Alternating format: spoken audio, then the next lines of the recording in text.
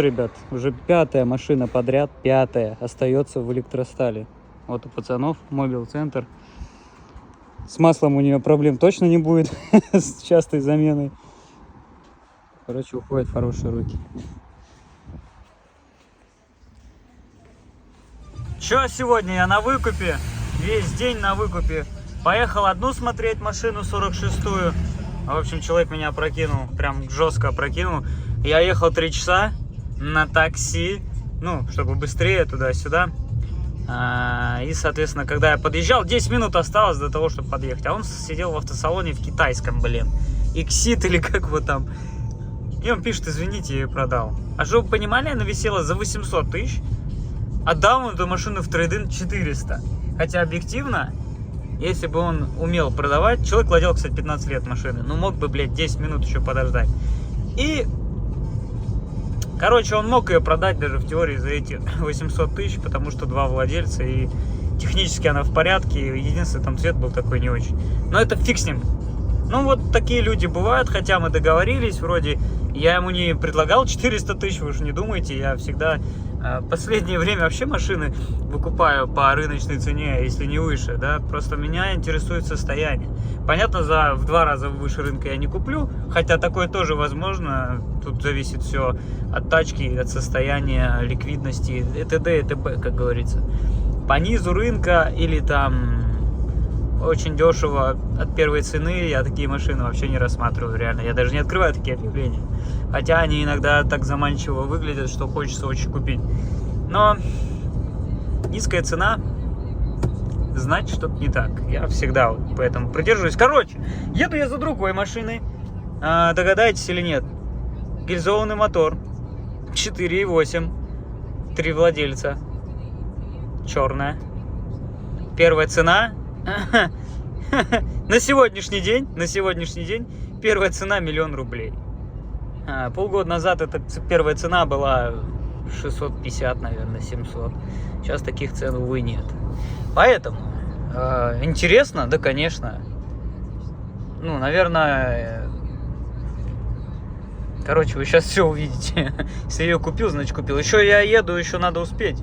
Там есть, конечно, нюансики, но ничего страшного. Главное, что автотека норм, гильзовка сделана, пробег 300 плюс, но это уже вновь подтверждает то, что машина проехала. Точнее, она бы не проехала, если мотор был бы не гильзован. В общем, сейчас послушаем звучки, тычки, самое главное. Цоканье всякие, которых быть не должно. И все. Сегодня я на китайской машине. Сука, меня сегодня китайские движения преследуют. Вот коротко хочу сказать, что это за тачка. По ощущениям, если глаза закрыть, взяться за руль и ехать, вот несмотря на эти панели, на эти вот экранчики, которые, в принципе, в любой машине современной есть, это Nissan Murano вот 3-5 года, или Ford Maverick, вот то, что у меня машины были, Ford Maverick тоже там 3-5 года, вот, ну вот что-то такое, на вариаторе, конечно, потому что вот, нажимая газ, пол, вообще, ну просто ни хера не происходит. Подвеска никакая, ну, в смысле, она есть, но как бы вау-эффекта не создает. Эмоции машина это не дает. Я не знаю, воспоминания от того, что вы ее купите и потом продадите и будете плакать, такого тоже не будет. Это знаете, как должно выглядеть? Вы приходите в автосалон, кидаете 300 тысяч, первый взнос, и вам говорят, вам одобрен кредит, в рассрочка точнее, на них же рассрочка есть, на 7 лет. Платеж там 30-ку условно. И вы такие: вау, да, вот это эмоция. Вот, наверное, только такую эмоцию можно словить с этой тачки, коротко говоря. Поэтому нет, я не то чтобы не готов, я вообще не готов к такой машине. То есть там, знаете, как некоторые люди говорят: о, еще время не пришло, там я подумаю. Ни хера, не. Я не хочу обсирать АвтоВАЗ, но лучше я куплю, если из новых машин, я лучше куплю какую-нибудь Весту черную на автомате там, или что у них там, робот, похуй вообще, тут тоже как бы не сахар, коробка. Но зато на своей, так сказать, отечественной машине бункер закатаю, поставлю на нее доски, какие-нибудь 3 пятерки и буду ездить с кайфом. И все. Она примерно даже, да никакой примерно, шустрее даже едет, чем эта машина. Ну, каких-то, может, кайфов там нет, ну, типа музыка, которая здесь, в принципе, просто играет. Вот этот дисплей, который, в принципе, ну, просто, блядь, вам пыль в глаза пускает. Больше ничего. Руль обычный, вообще, ну, ни на что не похожий. Дизайн интерьера, ну, что-то в этом есть, бля. Ну, когда вот так бьешь, можно и кулак сломать. Даже об кирпич, когда вот так делаешь, и то не повредишь кости, блин. А здесь прям вот чуть-чуть слегка даешь, уже аж, сука, больно. Поэтому нет. Не. Может быть, конечно, там есть люкс класса, но вот типа из бюджета лучше я на русской буду тачке гонзать. Ну реально. Без приколов, вот правда. Потому что я на многих машинах ездил. Нет. Не. Вот для каршеринга идеально.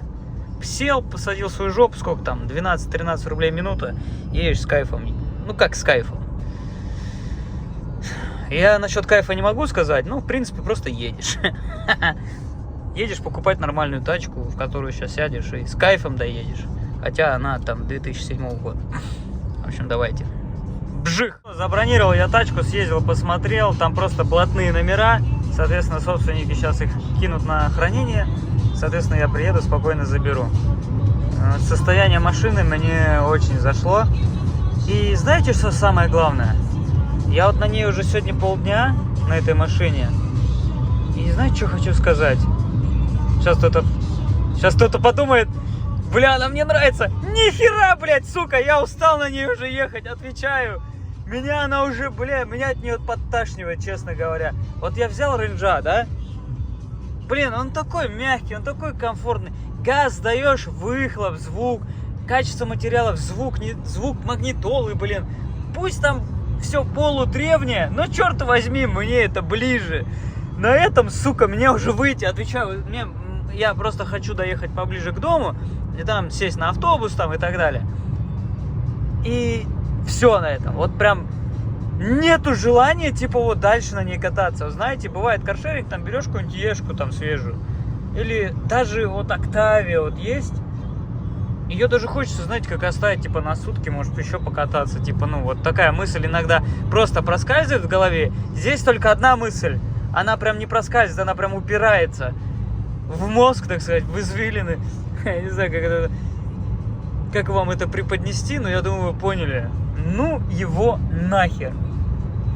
Поэтому ставлю ее где-то там, где-то вот в Балашихе, и все, и еду домой, блядь, на бусике. Прикольная, но, блин, ну вот с каждым часом ты не кайфуешь от ее... Ну, знаете, вот машину берешь и кайфуешь, да? Полчаса проездил, день проездил, и ты все, наоборот, как-то больше в нее влюбляешься, там она тебе нравится, ты кайфовать начинаешь, получать эмоциональное удовольствие. Здесь с каждым часом ты понимаешь, блядь, когда же я на ней доеду и поставлю ее? Вот, ну честно, вот, ну, без приколов, ну... Простите, те, кто ездит на китайцах, но мое ощущение вот такое. Хотя это прикольная Cherry Tiggo Pro 7, там, туда-сюда, у которой бывает еще панорама, да, я сидел в прошке, которая там в максималке, да, может быть и круто, но, блин, даже вот она в спорт-режиме, это такая шаболда, ну, ни о чем, это просто ни о чем. Не нужно тратить жизнь, если вы любите тачки, опять же, повторюсь, то, наверное, эта тачка точно не для вас. А так, для передвижения, ну, вполне себе. Ну, нормально. На 3 с минусом, знаете, как 3 плюс-минус, вот так. Оценка. Ладно. Конечно, это не реклама, один фиг я эту машину продам, но просто вот сел сразу, вентиляция, подогрев. В комфортные ковши, блин, как их, ломайки, черт побери, дерево, кожа. Да, конечно, все это как выглядит, как будто из 2007 года, но, черт возьми, тут все приятнее. Ты сидишь как человек, и все на этом. При этом, что тачка без вложений также. Спокойно в любую точку сел, поехал. Еще и на газу. Это уже выглядит, как я вам ее впариваю. Ну, блин, хочется иногда просто поделиться, потому что вот, блин, 1 000 000 рублей. Чего еще надо? какой нахрен Тига, ёпта? На гарантии. Ага, вы знаете, какие там гарантии? Никаких абсолютно. Если вас что-то глобально отхлебывает, стараются все на вас повесить. И сделать это не гарантийным случаем. Много разных я историй слышал, как у меня знакомые многие работают на китайцах. Я скажу коротко. Такое себе, сырный еще вариант. Короче, я обосрал китайские машины. Не обосрал, просто говорю как есть, по факту. Вот еду, полный бак, заправил чисто для следующего владельца. Полный бак газа. Так что тот, который купит... Вообще, кстати, я стараюсь частенько оставлять полный бак. Реально. Вот неважно, какая машина, хоть там 6 тысяч рублей полный бак, хоть 3 тысячи, разницы нет. Но приятно же, когда у тебя ни одной ошибочки, омывайка, все залито, полный бак. Ты садишься, еще вот стараюсь оставлять держатели для телефона. Просто как, я просто так это делаю, потому что знаю, что когда я покупаю тачки, это приятно. Было бы, потому что никто из собственников, мало кто оставляет там держатель для телефона, полный бак. Это прям очень большая редкость, но, конечно, бывает, но в 95% случаев такого, конечно, не бывает. Кстати, я в ахуе с цен, реально в ахуе с цен. Я сейчас с таксистом ехал. Реально на нефти цены на 10 рублей, на 12 рублей выше, чем на Лукойле или на газе. Вообще охуеть, блядь, просто. Очередной день, пока свободный, поэтому между делом еду в Москву. Ну, точнее, я уже в Москве, на серп и молот. В общем, еду чиповать машину. Там я чиповал Civic. Мне очень понравился результат. Поэтому поеду Чачу там тоже, короче, сделаю, чтобы она ядерная была на градусах. На самом деле все очень просто. Она, Чача, иногда плохо реагирует на газ. Прям вот вначале нажимаешь, и нужно 3-4 сантиметра нажать, чтобы она среагировала. Так быть не должно. Вероятнее всего, здесь стоят просто обманки. Катализаторы здесь вырезали. И никто не шил, не прошивал. А надо бы, потому что это та машина, которая... Да любая машина, блин, когда вы вырезали каты, обязательно нужна чиповка, блин. Поэтому сейчас поедем, сделаем. Цена вопроса 10 косарей, но этим парням я доверяю, у них много таких машин приезжало. Они делают, получается, Stage 1 и, соответственно, Евро 2. Прибавка к мощности, там что-то типа... Как я с акцентом-то разговариваю иногда. Что-то в районе 10%, 15%. Ну, будет 420 лошадей. Ну, короче, с уверенностью я могу точно сказать, что здесь 4 сотки лошадей. Ну, опять же, с какой уверенностью? У меня же нет диностенда. Ну, по моим ощущениям, жопомеру. Сейчас посмотрим и расскажу, покажу. А вечером сегодня еду за Кайеном. Наконец-таки.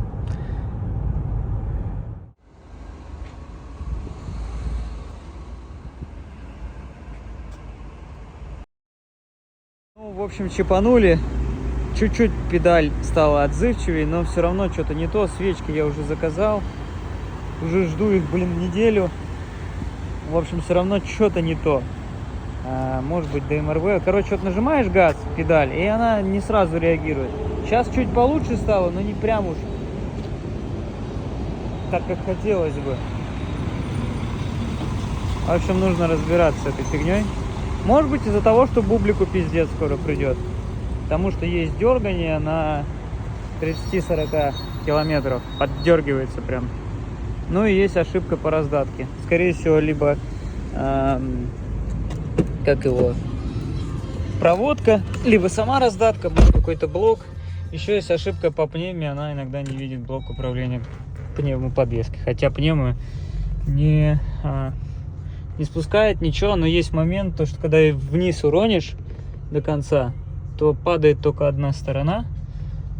Точнее, она падает лево, точнее, правая сильно падает, а левая чуть ниже. Ну, короче, она вот так вот стоит.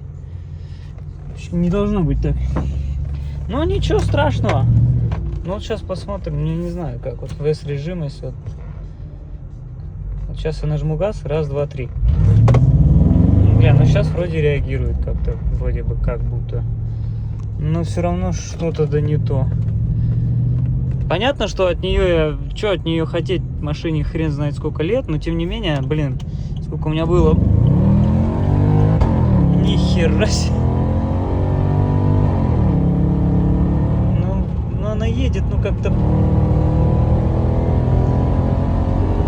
Хотя уже 150 вроде как. Не знаю. Странно для меня. Может, я, конечно, хочу от нее так, чтобы она как банан ехала, седан. Но она в жизни так не поедет, конечно. Так-то тянет нормально, тяга есть. Но, блин, ну как будто вот что-то, сука, так. Аж подпердывает. А просто газ запускаешь. Буль-буль-буль-буль-буль-буль-буль. Охуеть. Ну, теперь я наконец-то на Каене. На коне, так скажем. Сразу вот скажу, тут 385 сил, да, обычно Atmo 4.8 мотор, вот газ Palace. В принципе, я вам так скажу, Ренджак тоже нормально едет. Ну, в смысле, примерно так же он и едет. То есть, блин, я зря придираюсь, учитывая, что, блин, он весит тяжелее, наверное, Каена. Поэтому как бы все в порядке. Но в любом случае, по-любому нужно делать что-то с бубликом. Потому что этот Каен чуть-чуть поактивнее едет. С места не так, но опять же, с места в обычном режиме. Сейчас я в эске, по-моему, не знаю. Нет, по-моему, не в эске. По-моему, здесь камера. Давайте перестроюсь. В общем, он же трогается со второй, а Ренджак, по-моему, с первой. Или, наверное, тоже со второй, не знаю, кстати. Вот это хороший вопрос. И... в принципе, блин, они одинаковые, что компрессорный рейндж, что вот этот Каен, блин, по ощущениям одинаково. Еще хочу добавить, что пневма здесь интереснее работает. То есть здесь я нажимаю, допустим, спорт. Здесь есть спорт, прям режим пневмы. В Ренджаке такого нет. И вот, блин, что ты вот едешь 160, сука, условно, что 90, он будет ехать в одном положении. А здесь как бы нажал спорт, и она прям, ну, чувствуется, зажимает ее. Прижимает к земле. Более уверенно. Вот я сейчас спокойно вот закладываю, да, тут 160, 180. Вообще без проблем, да, я могу, вот сколько там, 200. Ну, я не смотрю, короче, не знаю. Ну, 180, наверное, тоже точно едет. Я в том плане, что я спокойно могу закладывать, так рулем делать, да, к примеру. Ну, такие вещи делать, которые я бы на рейнже не стал делать, потому что он реально в валке, блин. Но у Каена есть другой минус. Но опять же, это можно изменить. На 4.8 обычном у нее обычные тормоза. И тормозит он, ну давайте так, вот я в тормоз нажимаю, блин. Ну, как 3.2 он тормозит, как Таурек обычный. Вот, наверное, это минус этой машины. Ну и второй минус, точнее первый, один единственный. Это 4.8 мотор, который задиристый, который все боятся. И я правильно, ну, не только я правильно сказал в телеге, да и вообще, кстати, это, заходите в телегу, там был конкурс как раз, кто угадал, короче, какую я тачку взял, по пятихатке закинул первым 3. Ну так, чисто, когда вот скучно, можно что-нибудь заморочиться, придумать. Если брать Каен, я думаю, все, кто знает, в идеале, конечно, нужно брать, чтобы он был гильзованный. И здесь, соответственно, судя по пробегу, здесь пробег 340 уже тысяч, конечно, он уже, либо менен, либо гильзованный. Здесь мотор гильзованный. Но опять же, со слов, но я взял максимально порядочных, честных людей, реально, вот просто знакомых, поэтому... Я думаю, они не будут врать. На самом деле не они, конечно, мотор гильзовали, но они брали эту тачку с фирмы, они получается, вторые владельцы были, я, получается, третий, так сказать, переходящий собственник между старым собственником и новым. Поэтому, мне кажется, похоже на правду. Заодно сейчас покатаюсь, посмотрим, сколько она масла жрет. Сказал, что жрет литр на 7000. Заодно я поменяю масло, хотя здесь проехали на нем 3000. Но, как говорится, чем черт не шутит, лучше в таком моторе лучше масло поменять. Да вообще, блин, в любых объемных тачках лучше не завязывать и не затягивать. Не завязывать пояса и не затягивать, блин, с частой заменой масла. Вообще, вот в таком моторе я менял раз в 6, там, ну, край это 7-8. Блин, задолбала эта херня. Короче, вы уж не обессудьте, я максимально устал, на самом деле. Весь день сегодня. Километров 700 я сегодня преодолел. Ну, правда, в каких-то моментах на такси, там, туда-сюда, потому что за одной машиной поехал, рынжак потом чипанул, потом за этой в Подольск. Короче, целая история. Но я не жалуюсь, просто чуть-чуть задолбался. Так сказать, внимание немножко рассеяно, поэтому чуть снимаю с телефона, как всегда. GoPro-то у меня нет. Да, она мне, в принципе, не нужна. Блять, как он едет пиздато. Чувствуется мужская машина. Я сейчас ехал с таксистом на китайской тачке, какая-то тоже, блядь, опять Тига какой-то там. Блядь, так страшно, когда он начинает перестраиваться. Либо, конечно, сам водила такой. Ну, блин, если бы ехали на Каене, мне кажется, я с кайфом бы просто сидел бы рядом и получал бы удовольствие. Ну вот я еду с вами, разговариваю, спокойно он ускоряется. Если сейчас газ палас нажать, он также 200 плюс спокойно поедет. Но здесь дорога не позволяет. Что говорить, Каен это вещь. Опять же, если живой, не умотанный. Этот Каен, естественно, с 3 владельцами. С ПТСом оригинал, правда, уже заполнен. С пробегом оригинал. Зеленая автотека без выплат всяких. Давайте я вам сразу покажу то, что продается за 1.2 и 1.3. Это первые цены. Я вам покажу просто автотеку, и 95% машин, да какой, блядь, 90? 99% машин с такой автотекой, примерно плюс-минус. Вот одну скину сейчас, где-то слева или справа, и вторую автотеку. Это я просто выборочно, ну, по моему мнению, видно, что у этих машин... Да какой видно, блядь?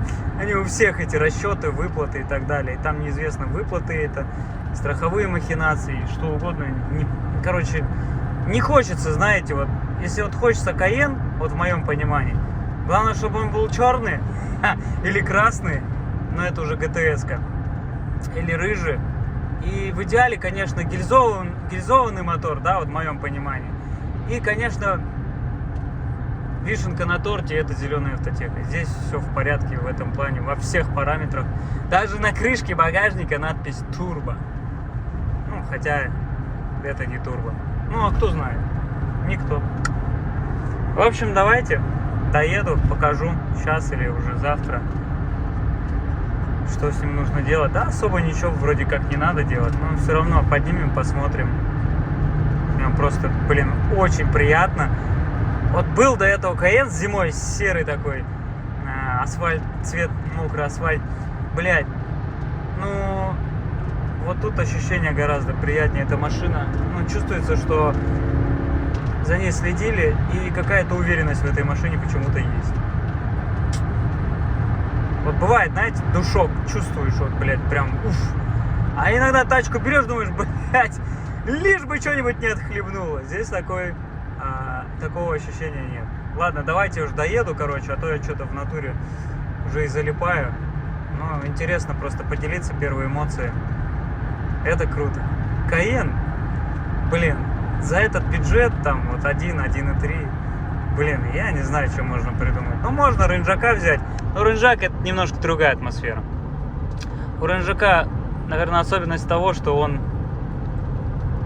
более валкий, при этом, что, в принципе, у них моторы более живучие, чем здесь. Но, опять же, если это гильзованный, то уже проблем нет. Ну, я имею в виду, если с завода. Компрессорный рынжак 4.2 тоже весело, тоже интересно. Только по-своему. Но там ты сидишь как капитан, а здесь ты сидишь как спартанец. Такой, ну, европейский, так скажем. Спартанцы едут на танцы. Вот что-то, вот это прям, вот трек этого есть. Словецкого «Спартанцы едут на танцы». Это прям вот прям. Он еще про Каен, у него трек есть. Как раз я вставлю, если не забуду. Ладно, давайте. Пших! То, в принципе, на этом видео заканчиваю. В следующем видео будет преображение. Не знаю, что с ним буду делать. Посмотрим по дню. Ну и самое главное, что на 4.8 гильзованном моторе нужно сделать. Вот сюда приложить ухо. Тут просто звук, как мурлычат ванесы. Блин, такой кайф, ребят, блядь. Вот из-за этого я ее взял. И я уверен, сука, которые висят за вот там 1.3, там и за 1.5, наверное, вероятнее всего. Я не беру в счет то, что они все там затоталены, да, там по отчету. Но чтобы вот так вот работал мотор, вот так вот должен работать на Каене мотор. Понятно, что здесь шумно, но я потом уже в конце все равно отсниму, так сказать, для продажи, чтобы человек, который заведомо захочет эту тачку, первый же вопрос будет: цокает мотор, стучит? Ни того, ни сего здесь нет. Тьфу-тьфу-тьфу, блядь, где тут дерево, я лучше постучу. Ну его нахер.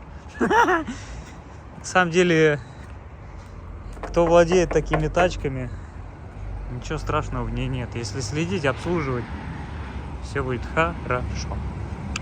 Так вот он выглядит. Он чисто такой хозяйский, домашний. Полностью весь крашен, без крыши, проемов.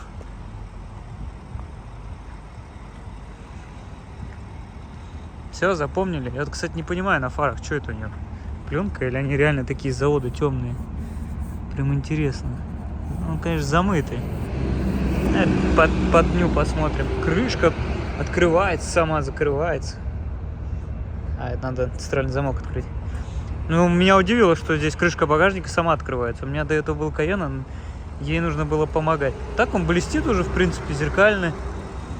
Я не скажу, что херово крашен. Но опять же, блин, сейчас темно. В общем, давайте. Всем спасибо еще раз в очередной раз за просмотр. Постарался опять в очередной раз выложить видео побыстрее. Чисто все для вас, опять же, на суете. Хотя очень много, на самом деле, работы. Что в принципе, тоже может... Блять, я что-то сегодня замотался. Что, в принципе, ну, не может не радовать реально, потому что пока есть работа, надо работать. Пока есть возможность, нужно двигаться. Пока мне это нравится, меня это впирает. И там в телеге кто-то написал, типа, двигайся, там, пожелал мне удачи и сказал, что нужно открывать свой сервис, там еще что-то. У меня есть в планах, в голове, ну не в планах, а просто в голове у меня вечно вот такие машины, которые я держу в голове, я их почему-то потом через какое-то время покупаю. Короче, хочется какой-то сервис честный, хочется какую-то малярку свою, по-честному. И мойку, наверное. Ну, в общем, даст Бог, ну, получится, тогда да. Если нет, ну, очень бы хотелось. Желание есть, но нужна возможность. Кстати, может, у кого есть там помещение нормальное, с подъемником, с двумя желательно. Территориально, конечно, желательно Ногинск, Электросталь. Вот. Павлик даже на крайняк. Что-нибудь под автосервис. Ну, интересно. И недорого. Не за космический прайс. Ладно. Спасибо. Всем здоровья. Ну и скоро видос про что-нибудь. Не знаю про что. Что на следующий раз будет. Никто не знает. Блин, что-то диета. Кстати, по расходу. Что-то по расходу мне прям интересно. Куда-то я нажимал, я забыл, куда я уже забыл. В рейнже по-своему, здесь по-своему. Вех, да, походу так же, да? 16,7. При условии, что я на протяжении часа ехал, ну, 160-180 вот так. Вот заодно и масло я проверю. Прям интересно. Ладно.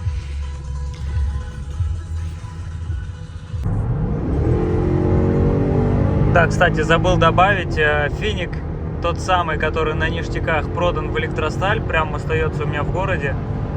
BMW 7 сейчас вот забронирована, пока я ехал, с человеком переписывался, Максим, тоже на выходных приедет, ну и посмотрит, скорее всего заберет. Ну как, блин, почему бы и не забрать, потому что, блин, ну в эту тачку вложено, ну как бы сюда, ну столько денег, что, блин, с ней не нафиг ничего не надо делать, кроме обслуживания. В общем, вот так вот.